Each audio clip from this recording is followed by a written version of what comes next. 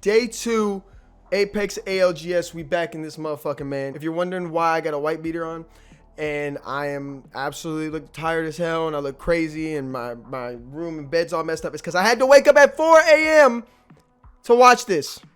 4. After being up all night, I didn't even wake up, bro. I just stayed up. I didn't even go to sleep. I slept like 1 hour between the matches because there was like an intermission.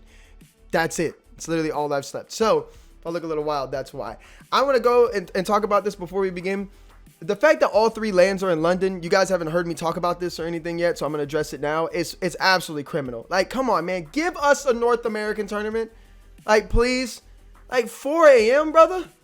Come on. And hey, if you live in UK, kudos for you. You know, we get a lot of tournaments over here. Rally, you know, we had the last one. And I don't mind UK tournaments every now and then. But when it's just like all the time in Europe and with Valorant too, because I watch Valorant, it's just like, man, come on, bro. Like, let us have something over here, please. All right, moving on, though. Let's talk about Apex Legends Pro League Playoff Split 1, Day 2. All right, so first thing I want to talk about here is, hey, so we called it, right? We called it. We said a lot of Bangalore and a lot of Bloodhound was going to come out, right? And they did. My goodness, man. I mean, just the complete shift of meta. Not every team, right? A lot of teams are still going to use Seer. And I do think that Seer is viable. I think he's busted, actually. And if this new patch or whatever that's coming out is any indication, then my goodness, we're in for a rude awakening. We're in for a rude awakening. But like I said, I really hope Seer gets nerfed. I hope Bloodhound gets somewhat of a nerf, even though I'm a Bloodhound main. I understand the scan meta is annoying. I get it. I like to switch it up too. However, we did see some Bloodhound and some band compositions today, and I thought that was a great addition to the game. I thought people would start making those changes. I think we'll see more zone teams tomorrow. There was a zone team today that we got to see. We got to see a lot of that stuff today, and it was nice to see. Like, honestly, man, seeing things get switched up, seeing teams make adjustments is always something that I truly, you know, enjoy, and I enjoy watching those. And so I think it's something that, you know, as a coach and as somebody who loves strategy, it's something that I really thrive on. So let's go ahead and talk about the standings. Number 1, the man, the myth, the legend himself, TSM, Imperial How, and the TSM boys come out of it number 1 of group stages. Guys, I'm telling you right now, TSM looks good. They look good. They're picking their fights. They played a lot better today than they did yesterday. They didn't even play bad yesterday. And that's how great this team is that even when they play like a little bit underperforming, people are like, yo, come on, step it up. That's greatness. That's greatness. All right, that's what I like to see. Like I said, kudos to How. Everybody knows about TSM. You know, we expect them to be there. North Epson. Yo, number 2? I thought, you know, like top 10. You know what I'm saying? Like something like that, maybe. But number 2, hey, kudos to you boys. You guys are looking good. XO2, man. You guys look phenomenal. But NRG, XSET, and TSM round out the North American squads. Bingay, Bungo, Bungo, whatever you want to call it, in a diff, you know what I'm saying? Sweet and Imperial How going at it for best IGL in the game. Ah, man, it looks good. It looks good. XSET rounding out the top 5, and then you have J-Lings right there at number 6. J-Lings really looking good. You know what I noticed is that Zane is the player that Nick Merckx was playing with like in August. I'm pretty sure like it was August. I actually followed him on Twitter. I had no clue that was the same Zane that made that clip, that 1v3, the 2 1v3s. I was like, yo, damn. And what's funny is I was kind of looking at him and scouting him because of his Predator stuff way back in the day. I had did a whole review and stuff on it. Now, obviously, I don't have any videos or nothing to do that. I'm just kind of giving you guys some breakdown. But I thought that was really cool, right? Somebody who pretty much came up out of the ranks is competing and showing up on lane. You love to see it. Hey, kudos to you, young buck. I love to see it. Like I said, Space Station Fanatic. You guys can look at all the stuff on the screen. I probably already have it going. 100 Thieves at number 11. I love my boy Scurry and all of them. So, you know, got a lot of love for them. A lot of history with them. So, you know, love to see it. Always like to see them 100 Thieves boys doing good. Hey, The Guard. I do want to talk about stuff, and I'm not going to do VOD reviews until after the season. Or not, excuse me, not after the season, but after playoffs, because, again, there's just too much going on. My sleep schedule's fucking shit. You know what I'm saying? I put up like 4 videos yesterday. I got a video to do today and maybe a snippet, a short, and I'm going to take my ass to sleep. And then I have scrims tonight for PLQ, so that's a lot going on. However, one of the things that I wanted to talk about was The Guard and the adjustment they made to win the game, and that was huge. I like their calls. The IGLing from The Guard was fantastic. The calls he had at the end of the game to make that adjustment was just fantastic. Muy bien. Good for you. Dark Zero doing a lot better, right? We always want to see Dark Zero in it. I think Dark Zero, again, is placing themselves right in the front runner and right in the mix to get another championship, right? To three-peat. So let's see exactly what they can do. Let's see how they're going to be able to play this and see if they're going to make the adjustments on knockout stages. Because, again, in playoffs and knockout stages, it's a different ball game. So we'll see what Dark Zero has in store for us in these next couple of days. Moist Esports is in there. Luminosity, a lot better. Played a lot better today. I think their rotations were a lot better. I think the way they were seeing the field was a lot better. I think their comp and how they were able to work their comp and really pick it up was a lot better. And we're going to see that. We're going to see people start to warm up, play better, get into their elements, get to their reads faster, make their decisions quicker, and be more calm now that the nerves of land are pretty much gone. And then we're going to see some people tomorrow completely fold under pressure. That's just the nature of lands. It's the nature of tournaments. We don't really want to see people fold. That's not something that we like to see, but that's what makes competition special. And Alliance.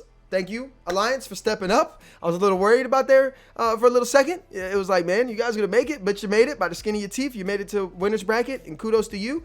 That's really it. You guys made the adjustments needed, and, the composure was there, and you expect Alliance to be in the top 20. Now, let's talk about the loser's bracket, because this is where you don't want to be, right? This is where you don't want to be. Man, I'll be honest with you guys. I'm going to keep it a buck with you, keep it just completely as real as it gets.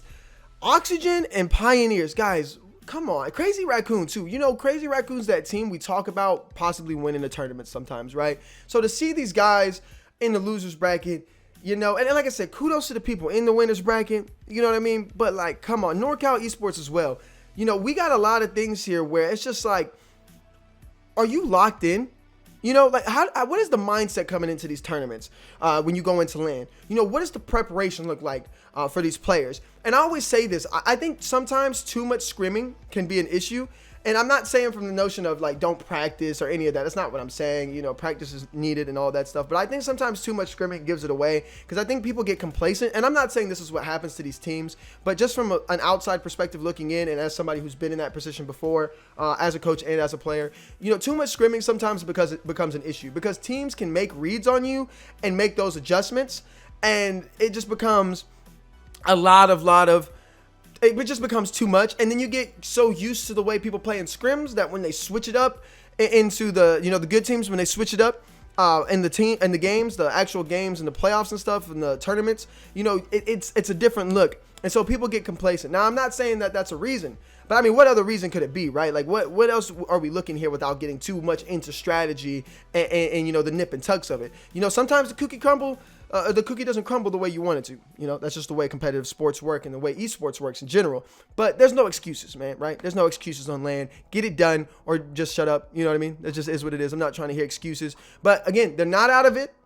None of these teams are out of it. I just would like to see better. I would like to see better out these teams, and I would like to see a lot of changes being made tomorrow. Tomorrow's the big day, 18 games.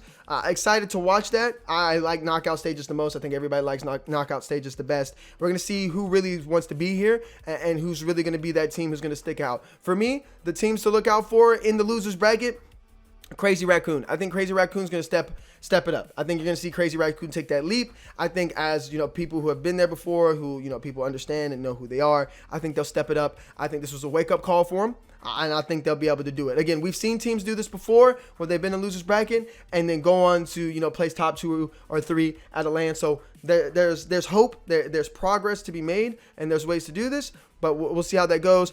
Pioneers, I don't know. I honestly don't know what Pioneers. It's like I swear sometimes it's like I know how they're gonna play and they play the way I think they're gonna play, and then other times it's like they're looking in the sky too much. It's like they're looking at Valkyries the whole time or something. You know what I mean? It's like, yo, look at the ground. You know what I'm saying? Like, yo, pay attention to this. You know what I'm saying? Pay attention to the third parties a little bit more. Be a little bit more aggressive. You know what I'm saying? Stop shooting in the sky so damn much, But, at the end of the day, I don't want to harp on the boys too much. Obviously great players and stuff over there, right? Anybody who's in this tournament is great, right? That just is what it is. But me nitpicking and seeing how they can improve and take those next steps, I would like to see, some of those changes made as well. Maybe rotate a little bit earlier. And then in some instances, maybe play a little bit more edge. I know that's kind of, polar opposites, but when you're a player, you kind of get what I'm saying, right? Like, I think they're kind of picking their spots at the wrong times. I just think they're having a lot of timing issues, and I think they're having a lot of locality issues where, like, what exactly is the team focusing on in terms of location, and not just position on the map,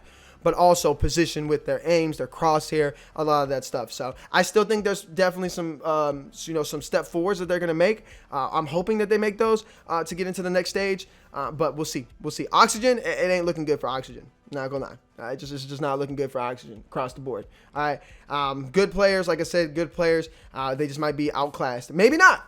Like I said, maybe not. Maybe I'm wrong, but I tend not to be wrong a lot of the time doing this esports stuff. I've been doing it for a while. So again, I don't want to come out here and make it seem like I'm like the wisest person ever. I just want to give my insights. I love watching all you guys and everybody in here. I just call it like I see it. Being a coach, being somebody who's been in here and been in these tournaments and stuff like that, I understand. I get the dynamic that's going on, but at the end of the day, all these teams are great, and they put on the show for us. The best 2 days of Apex I've ever watched. The fighting is incredible. The rotating is incredible.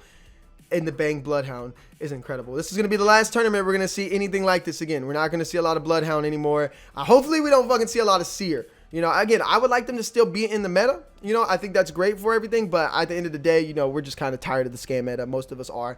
So let's get a change in there. As long as Caustic isn't usable, I don't care. I'm just happy Caustic isn't in the rotation. I don't like Caustic. I've seen a couple zone teams today. As long as it ain't Caustic, I'm happy. I'm a happy guy. That's the worst legend and the worst character to ever be created in hero shooters. All right, ladies and gentlemen, thank you for coming to the channel. Bless up. As always, God bless. Let me know what you thought about day 2. Keep it short and sweet for you. A little bit longer than yesterday. Had a lot of things to say compared to yesterday. So we'll see how it goes. Today was more impactful than it was. And maybe tomorrow's video will be longer. And then the day after that will be longer. We don't know. But thank you for coming to the channel. I'll see you guys in the next video tomorrow, right after the tournament gets done. And we'll have tomorrow. Woo! As always, much love, fam. And I'll see you guys in the next one.